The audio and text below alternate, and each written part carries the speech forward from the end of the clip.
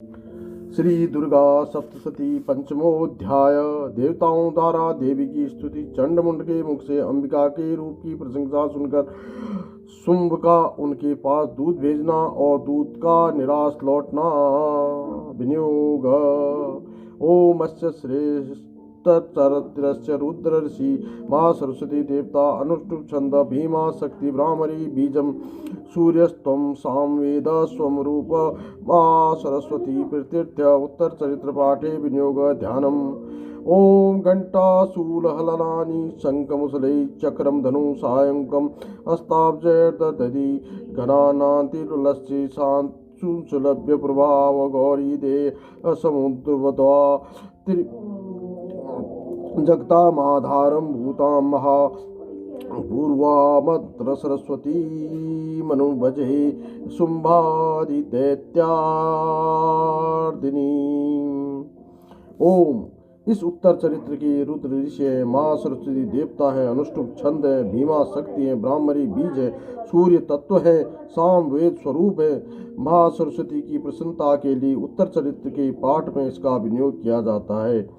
जो अपने कन कमलों में घंटा शूल हल शंख मूसल चक्र धनुष और बाण धारण करती हैं, शरद ऋतु के शोभा संपन्न चंद्रमा के समान जिनकी मनोहर कांति है, जो तीनों लोगों की आधारभूता और शुंभ आदि दैत्यों का नाश करने वाली है, तथा गौरी के शरीर से जिनका प्राकट्य हुआ है, उस मां सरस्वती देवी का मैं निरंतर भजन करता हूँ।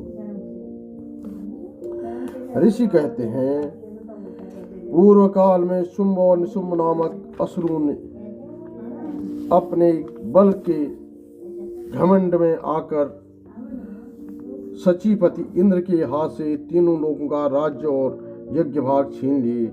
वे ही दोनों सूर्य चंद्रमा कुबेर यम और वरुण के अधिकारों का भी उपयोग करने लगे। वायु और अग्नि का कार्य भी वही करने लगे। उन दोनों ने सब देवताओं को अपमानित कर राज्य भ्रष्ट पराजित तथा अधिकारहीन करके स्वर्ग से निकाल दिया। उन दोनों महान असुरों से तिरस्कृत देवताओं ने अपराजिता देवी का स्मरण किया और सोचा, जगदम्बा ने हम लोगों को वर दिया था कि आपत्ति काल में स्मरण करने पर मैं तुम्हारी सब आपत्तियों का तत्काल नाश कर दूंगी। यह विचार कर देवता गिरिराज हिमालय पर गए और वहां भगवती विष्णु माया की स्तुति करने लगे। देवता बोले, देवी को नमस्कार है, महादेवी शिवा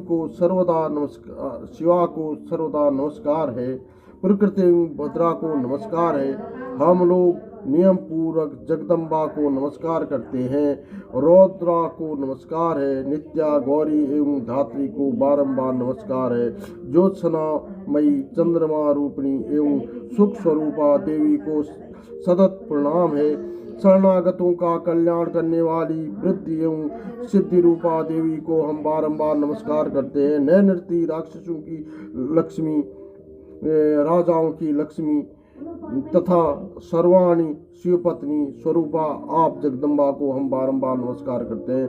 दुर्गपारा दुर्गम संकट से पार करने वाली, सारा सबकी सुरक्षा सारभूता सर्वकारिणी ख्याति कृष्णा और धूम्रा देवी को सर्वदा नमस्कार है। अत्यंत सौम्य तथा अत्यंत रौद्र रूपा देवी को हम नमस्कार करते हैं। उन्हें हमारा बारंबार प्रणाम है। जगत की आधारभूता कृति देवी को बारंबार नमस्कार है। जो देवी सब प्राणियों में विष्णु माया के नाम से कही जाती हैं, उनको नमस्कार है, उनको नमस्कार है, उनको बारंबार नमस्कार है। जो देवी सब प्राणियों में चेतना कहलाती है, उनको नमस्कार, उनको नमस्कार, उनको बारंबार नमस्कार है। जो देवी सब प्राणियों में बुद्धि रूप से स्थित है, उनको नमस्कार, उनको नमस्कार, उनको बारंबार नमस्कार है। जो देवी सब प्राणियों में निद्रा रूप से स्थित है, उनको नमस्कार, उनको नमस्कार, उनको बारंबार नमस्कार है। जो देवी सब प्राणियों में सुधा रूप से स्थित है, उनको नमस्कार, उनको नमस्कार, उनको बारंबार नमस्कार है। जो देवी सब प्राणियों में छाया रूप से स्थित है, उनको नमस्कार, उनको नमस्कार, उनको बारंबार नमस्कार है। जो देवी सब प्राणियों में शक्ति रूप में स्थित है, उनको नमस्कार, उनको नमस्कार, उनको बारंबार नमस्कार है। जो देवी सब प्राणियों में तसरा रूप में स्थित है उनको नमस्कार, उनको नमस्कार, उनको बारंबार नमस्कार है। जो देवी सब प्राणियों में शांति क्षमा रूप में स्थित है उनको नमस्कार, उनको नमस्कार, उनको बारंबार नमस्कार है। जो देवी सब प्राणियों में जाति रूप में स्थित है उनको नमस्कार, उनको नमस्कार, उनको बारंबार नमस्कार है। जो देवी सब प्राणियों में लज्जा रूप में स्थित है उनको नमस्कार, उनको नमस्कार, उनको बारंबार नमस्कार है। जो देवी सब प्राणियों में शांति रूप से स्थित है उनको नमस्कार, उनको नमस्कार, उनको बारंबार नमस्कार है। जो देवी सब प्राणियों में श्रद्धा रूप में स्थित है उनको नमस्कार, उनको नमस्कार, उनको बारंबार नमस्कार है। जो देवी सब प्राणियों में कांति रूप में स्थित है उनको नमस्कार, उनको नमस्कार, उनको बारंबार नमस्कार है। जो देवी प्राणियों में लक्ष्मी रूप में स्थित है उनको नमस्कार, उनको नमस्कार, उनको बारंबार नमस्कार है।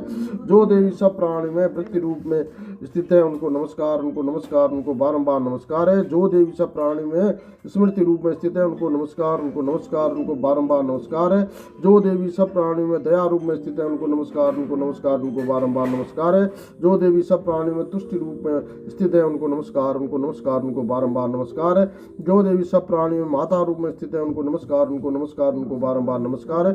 जो देवी सब प्राणियों में भ्रांति रूप में स्थित है उनको नमस्कार, उनको नमस्कार, उनको नमस्कार, उनको बारंबार नमस्कार है। जो देवी इंद्र या वर्ग की अधिष्ठात्री देवी एवं सब प्राणियों में सदा व्याप्त रहने वाली है उन व्याप्ति देवी को बारंबार नमस्कार है। जो देवी चैतन्य रूप से इस संपूर्ण जगत को व्याप्त करके स्थित है उनको नमस्कार, उनको नमस्कार, उनको बारंबार नमस्कार है। पूर्व काल में अपने अभीष्ट की प्राप्ति होने से देवताओं ने जिनकी स्तुति की तथा देवराज इंद्र ने बहुत दिनों तक जिनका सेवन किया वह कल्याणमयी साधन भूता ईश्वरी हमारा कल्याण और मंगल करे तथा सारी आपत्तियों का नाश कर डाले। उद्दंड दैत्यों से सताए हुए हम सभी देवता जिन परमेश्वरी को इस समय नमस्कार करते हैं, जो भक्ति से विनम्र पुरुषों द्वारा स्मरण की जाने पर तत्काल ही संपूर्ण विपत्तियों का नाश कर देती हैं, वे जगदम्बा हमारा संकट दूर करें। ऋषि कहते हैं, राजन इस प्रकार जब देवता स्तुति कर रहे थे उस समय पार्वती देवी गंगा जी के जल में स्नान करने के लिए वहां आई। उन सुंदर भाव वाली भगवती ने देवताओं से पूछा, आप लोग यहाँ किसकी स्तुति करते हैं? तब उन्होंने शरीर कोश से प्रकट हुई शिवा देवी बोली, शुंभ दैत्य से तिरस्कृत और युद्ध में निशुंभ से पराजित हो यहाँ एकत्रित हुए हैं समस्त देवता यह मेरी ही स्तुति कर रहे हैं। पार्वती जी के शरीर कोश से अंबिका का प्रादुर्भाव हुआ, इसलिए वे समस्त लोकों में कौशिकी कही जाती हैं। कौशिकी के प्रकट होने के बाद पार्वती देवी का शरीर काले रंग का हो गया अतः वे हिमालय पर रहने वाली कालिका देवी के नाम से प्रख्यात हुई। तदंतर शुंभ निशुंभ के भृत चंड मुंड वहां आए और उन्होंने परम मनोहर रूप धारण करने वाली अंबिका देवी को देखा। फिर वे शुंभ के पास जाकर बोले, महाराज एक अत्यंत मनोहर स्त्री है जो अपनी दिव्य कांति से हिमालय को प्रकाशित कर रही है। वैसा उत्तम रूप कहीं किसी ने भी नहीं देखा होगा। सुरेश्वर पता लगाइए वह देवी कौन है, उसे ले लीजिए। स्त्रियों में तो वह रत्न है, उसका प्रत्येक अंग बहुत ही सुंदर है तथा वह अपने श्री अंगों की प्रभाव से संपूर्ण दिशाओं में प्रकाश फैला रही है। दैत्यराज अभी वह हिमालय पर ही मौजूद है, आप उसे देख सकते हैं। प्रभु तीनों लोकों में मणि हाथी और घोड़े आज जितने भी रत्न हैं वे सब इस समय आपके घर में शोभा पाते हैं। हाथियों में रत्नभूत ऐरावत, यह पारिजात का वृक्ष और यह उच्च श्रेवा घोड़ा, यह सब आपने इंद्र से ले लिया है। अंशों से जुटा हुआ यह विमान भी आपके आंगन में शोभा पाता है। यह रत्नभूत अद्भुत विमान जो पहले ब्रह्मा जी के पास था अब आपके यहाँ लाया गया है। यह महाबद्ध नामक निधि आप कुबेर से छीन लाए हैं। समुद्र ने भी आपको किंजनक्लिनी नाम की माला भेंट की है जो केसरों से सुशोभित है और जिसके कमल कभी कुमलाते नहीं है। सुवर्ण की वर्षा करने वाला वरुण का छत्र भी आपके घर में शोभा पाता है तथा यह श्रेष्ठ रथ जो पहले प्रजापति के अधिकार में था अब आपके पास है।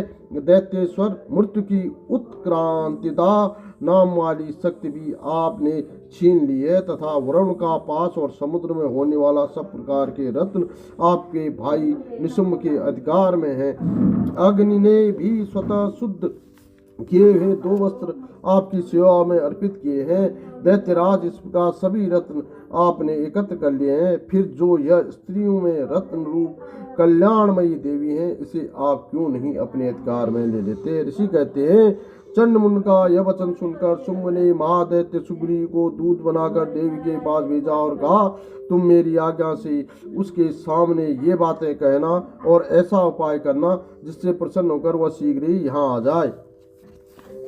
वह दूत पर्वत के अत्यंत रमणीय प्रदेश में जहाँ देवी मौजूद थी गया और मधुर वाणी में कोमल वचन से बोला। दूत बोला, देवी दैत्यराज शुंभ इस समय तीनों लोगों के परमेश्वर हैं, उन्हीं का भेजा हुआ हूँ और यहाँ तुम्हारे ही पास आया हूँ। उनकी आज्ञा सदा सब देवता एक स्वर में मानते हैं, कोई उनका उल्लंघन नहीं कर सकता। वे संपूर्ण देवताओं को परास्त कर चुके हैं। उन्होंने तुम्हारे लिए जो संदेश दिया है उसे सुनो। संपूर्ण त्रिलोकी मेरे अधिकार में है, देवता भी मेरी आज्ञा के अधीन चलते हैं। संपूर्ण यज्ञों के भागों को मैं ही पृथक पृथक भोगता हूँ। तीनों लोकों में जितने श्रेष्ठ रत्न हैं वे सब मेरे अधिकार में। देवराज इंद्र का वाहन ऐरावत जो हाथियों में रत्न के समान है, मैंने छीन लिया है। क्षीर सागर का मंथन करने से अश्वरथ उच्च श्रुआ प्रकट हुआ था, उसे देवताओं ने मेरे पैरों पर पड़कर समर्पित किया है। सुंदरी, उनके सिवा और भी जितने रत्नभूत पदार्थ देवताओं, गंधर्वों और नागों के पास थे, वे सब मेरे ही पास आ गए हैं। देवी, हम लोग तुम्हें संसार की स्त्रियों में रत्न मानते हैं, अतः तुम हमारे पास आ जाओ, क्योंकि रत्नों का उपभोग करने वाले हम ही हैं।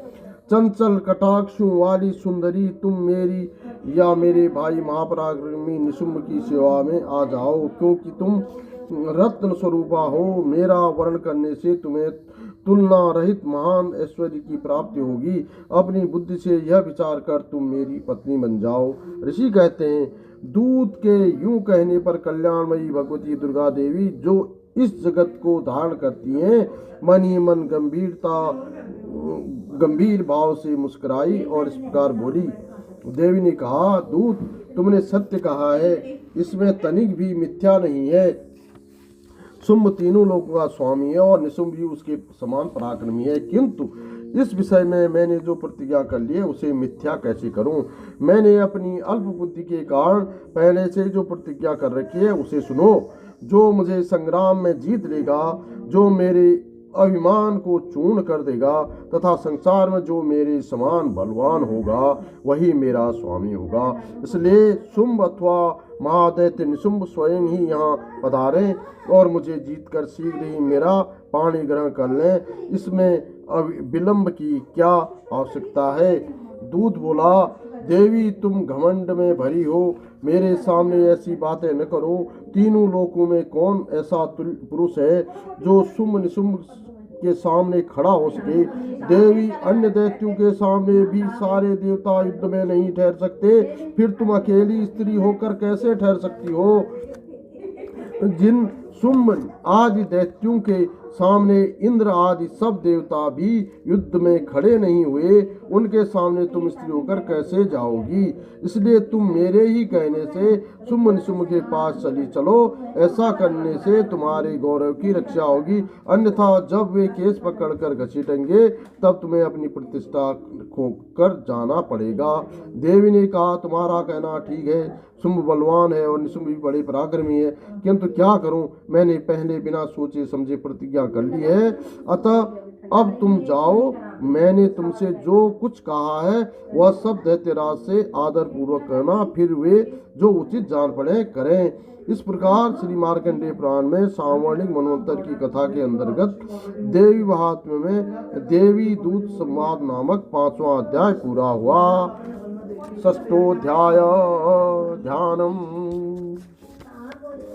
ॐ नागादिस्वर विस्तृतां फणिफलोत्तसोरुरत्नावली भास्वते लता दिवाकर निभां नेत्रयो भासितां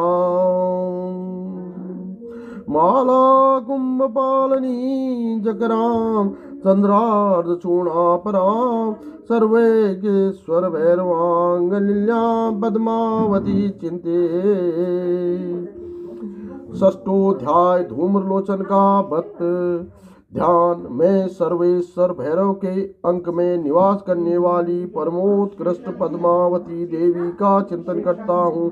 वे नागराज के आसन पर बैठी हैं। नागों के फणों में सुशोभित होने वाली मणियों की विशाल माला से उनकी देहलता उद्भासित हो रही है। सूर्य के समान उनका तेज है। तीन नेत्र उनकी शोभा बढ़ा रहे हैं। वे हाथों में माला, शुंभ, कपाल और कमल लिए हुए हैं तथा उनके मस्तक में अर्धचंद्र का मुकुट शोभित है। ऋषि कहते हैं,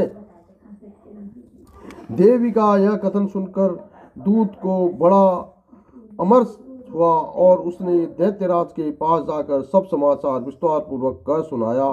दूत के उस वचन को सुनकर दैत्यराज कुपित हो उठा और दैत्य सेनापति धूम्रलोचन से बोला, धूम्रलोचन, तुम शीघ्र अपनी सेना साथ लेकर जाओ और उस दुष्टा के केस पकड़कर घसीटते हुए उसे बलपूर्वक यहाँ ले आओ। उसकी रक्षा करने के लिए यदि कोई दूसरा खड़ा हो तो वह देवता, यक्ष अथवा गंधर्व वही क्यों न हो, उसे अवश्य मार डालना। ऋषि कहते हैं, शुंभ के इस प्रकार आज्ञा देने पर वह धूम्रलोचन दैत्य 60,000 असुरों की सेना के साथ लेकर वहां से तुरंत चल दिया। वहां पहुंचकर उसने हिमालय पर रहने वाली देवी को देखा और ललकार कर कहा, अरे तू शुंभ निशुंभ के पास चल। यदि इस समय प्रसन्नतापूर्वक मेरे स्वामी के समीप नहीं चलेगी तो बलपूर्वक झोंटा पकड़कर घसीटते हुए तुझे ले चलूंगा। देवी बोली, तुम्हें दैत्यों के राजा ने भेजा है। तुम स्वयं भी बलवान हो और तुम्हारे पास साथ विशाल सेना है। ऐसी दशा में यदि तुम बलपूर्वक ले चलोगे तो मैं तुम्हारा क्या कर सकती हूँ। ऋषि कहते हैं, देवी के यूं कहने पर असुर धूम्रलोचन उनकी ओर दौड़ा। तब अंबिका ने हूँ शब्द के उच्चारण से उसे भस्म कर दिया। फिर तो क्रोध में भरी हुई दैत्यों की विशाल सेना और को अंबिका ने एक दूसरे पर तीखे सहायकों, शक्तियों तथा पार्श्व की वर्षा आरंभ की। इतनों में ही देवी का वाहन सिंह क्रोध में भरकर भयंकर गर्जना करके गर्दन के बालों को हिलाता हुआ असुरों की सेना पर में कूद पड़ा। उसने कुछ दैत्यों को पंजू से मार के कितनों को अपने जबड़ों में और कितने ही वहां दैत्यों को पटक कर ओंठ की दाढ़ से घायल करके मार डाला। उस सिंह ने अपने नखों से कितनों के पेट फाड़ डाले और थप्पड़ मारकर कितनों के सिर धड़ से अलग कर दिए। कितनों की भुजाएं और मस्तक काट डाले तथा अपनी गर्दन के बाल हिलाते हुए उसने दूसरे दैत्यों के पेट फाड़कर उनका रक्त चूस लिया। अत्यंत क्रोध में भरे हुए देवी के वाहन उस महाबली सिंह ने क्षण भर में ही असुरों की सारी सेना का संहार कर डाला।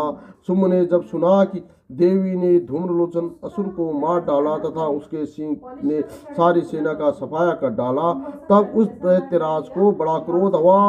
उसके होंठ कांपने लगे। उसने चंड और मुंड नामक दो महादैत्यों को आज्ञा दी, हे चंड और हे मुंड, तुम लोग बहुत बड़ी सेना लेकर वहां जाओ। उस देवी के झोटे पकड़कर अथवा उसे बांधकर शीघ्र यहाँ ले आओ। यदि इस प्रकार उसको लाने में संदेह हो तो युद्ध में सब प्रकार के अस्त्र शस्त्रों तथा समस्त आसुरी सेना का प्रयोग करके उसकी हत्या कर डालना। उस दुष्टा की हत्या होने तथा सिंह के भी मारे जाने पर अंबिका को बांधकर साथ ले शीघ्र ही लौट आना। इस प्रकार श्री मार्कंडेय पुराण में श्रावणी मनवंतर कथा के अंतर्गत देवी महात्म्य में धूम्रलोचन वध नामक 6वां अध्याय पूरा हुआ। 7वां अध्याय चंड को और मुंड का वध। ऋषि कहते हैं, तदंतर शुंभ की आज्ञा पाकर वे चंड मुंड आदि दैत्य चतुरंगिणी सेना के साथ अस्त्र शस्त्रों से सुसज्जित हो चल दिए। फिर गिरिराज हिमालय के सुवर्णमय ऊंचे शिखर पर पहुंचकर उन्होंने सिंह पर बैठी हुई देवी को देखा। वे मंद मंद मुस्कुरा रही थी। उन्हें देखकर दैत्य लोग तत्परता से पकड़ने का उद्योग करने लगे। किसी ने धनुष तान लिया, किसी ने तलवार संभाली और कुछ लोग देवी के पास जाकर खड़े हो गए। तब अंबिका ने उन शत्रुओं के प्रति बड़ा क्रोध किया। उस समय क्रोध से के कारण उनका मुख काला पड़ गया ललाट में भौहें टेढ़ी हो गई और वहां से तुरंत विकराल मुखी काली प्रकट हुई, जो तलवार और पास लिए हुए थी। वे विचित्र खड्गवांग धारण किए और चीते के चर्म को साड़ी पहने नर मुंडों की माला में विभूषित थी। उनके शरीर का मांस सूख गया था, केवल हड्डियों का ढांचा था जिससे वे अत्यंत भयंकर जान पड़ती थी। उनका मुख बहुत विशाल था, जीभ लपड़ाने के कारण वे और भी डरावनी प्रतीत होती थी। उनकी आंखें भीतर को धसी हुई और लाल थी। वे अपने भयंकर गर्जना से संपूर्ण दिशाओं को गुंजा रही थी। बड़े बड़े दैत्यों का वध करती हुई वे कालिका देवी बड़े वेग से दैत्यों का की सेना पर टूट पड़ी और उन सबको भक्षण करने लगी। वे पार्श्वरक्षकों, अंकुशधारी महाबलों, योद्धाओं और घंटा सहित कितने ही हाथियों को एक ही हाथ से पकड़कर मुंह में डाल देती। इसी प्रकार घोड़े, रथ और सारथी के साथ रथी सैनिकों को मुंह में डालकर वे उन्हें बड़े वेग से भयानक रूप से चबा डालती। किसी के बाल पकड़ लेती, किसी का गला दबा देती, किसी को पैरों से कुचल डालती और किसी को छाती के धक्के से गिराकर मार डालती। वे असुरों के छोड़े हुए बड़े बड़े अस्त्र शस्त्र मुंह से पकड़ लेती और रोष में भरकर उनको दांतों से पीस डालती। काली ने बलवान एवं दुरात्मा दैत्यों की वह सारी सेना ढूंढ डाली, खा डाली और कितनों को मार भगाया। कोई तलवार के घाट उतारे गए, कोई खड्गवांग से पीटे गए और कितने ही असुर दांतों के अग्रभाग से कुचले जाकर मृत्यु को प्राप्त हुए। इस प्रकार देवी ने असुरों की उस सारी सेनाओं का भक्षण करके मार गिराया। यह देखकर चंड उन अत्यंत भयानक काली देवी की ओर दौड़ा तथा महादैत्य मुंड ने भी अत्यंत भयंकर बाणों की वर्षा से तथा हजारों बार चलाए हुए चक्रों से उन भयानक नेत्रों वाली देवी को आच्छादित कर डाला। वे अनेकों चक्र देवी के मुख से समाते हुए जान पड़े, मानो सूर्य के बहुतेरे मंडल बादलों के उदर में प्रवेश कर रहे हों। तब भयंकर गर्जना करने वाली काली ने अत्यंत रोष में भरकर विकट अट्टहास किया। उस समय उनके विकराल बदन के भीतर कठिनता से देखे जा सकने वाले दांतों की प्रभा से वे अत्यंत उज्जवल दिखाई देती। देवी ने बहुत बड़ी तलवार हाथ में ली, हंग का उच्चारण करके चंड पर धावा किया और उसके केस पकड़कर उसी तलवार से उसका मस्तक काट डाला। चंड को मारा गया देखकर मुंड भी देवी की ओर दौड़ा। तब देवी ने रोष में भरकर उसे भी तलवार से घायल करके धरती पर सुला दिया। महापराक्रमी चंड और मुंड को मारा गया देख मरने से बची हुई बाकी सेना भय से व्याकुल हो चारों ओर भाग गई। तदंतर काली ने चंड को और मुंड को मस्तक हाथ में ले चंडिका के पास जाकर प्रचंड अट्टहास करते हुए कहा, देवी मैंने चंड और मुंड नामक इन दो महापशुओं को तुम्हें भेंट किया। अब युद्ध यज्ञ में तुम शुंभ और निशुंभ का स्वयं ही वध करना। ऋषि कहते हैं, वहां लाए उन चंड मुंड नामक दैत्यों को देखकर कल्याणमयी चंडिका काली से मधुर वाणी में कहा, देवी तुम चंड और मुंड को लेकर मेरे पास आई हो, इसलिए संसार में चामुंडा के नाम से तुम्हारी ख्याति होगी। इस प्रकार श्री मार्कंडेय पुराण में सावर्णिक मंत्र की कथा के अंतर्गत देवी महात्म्य में चंड मुंड वध नामक 7वां अध्याय पूरा हुआ। ओम नमो भागवते वासुदेवाय।